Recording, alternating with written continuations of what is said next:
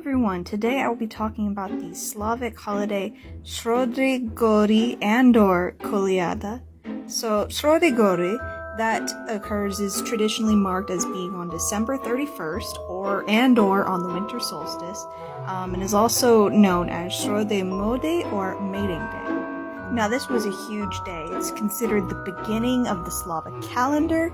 It's the day that Dazbog is victorious over darkness, because now the days start to get longer again.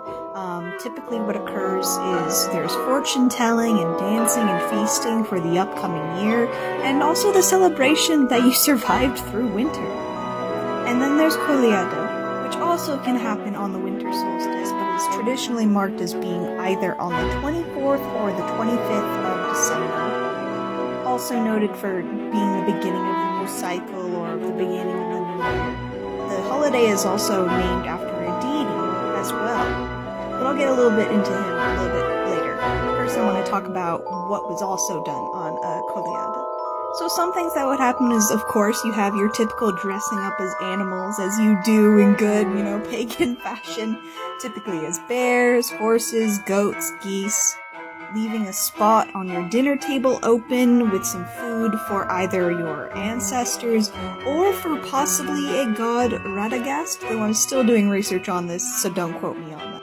And you can see in this picture that they're holding a stick or a staff with a star at the end. And what they would do is they would take that star and they would walk around the village or the town or whatever, holding that star, and it symbolics the new beginning. And typically it would actually be a woman holding that star. She would be dressed all in white, and it's supposed to be kind of related to like a protective angel in a way. And of course there's also caroling. There's a well-wishing songs you give specifically for each listener, and these songs are called Koledari. Now back to the god Koliada, of which the holiday is named after. As far as I've found so far, he's related to peace and winter, a little bit of the ending of winter, but also the beginning of new year and general happiness, but also somewhat relating to the Radagast that I mentioned a little bit earlier.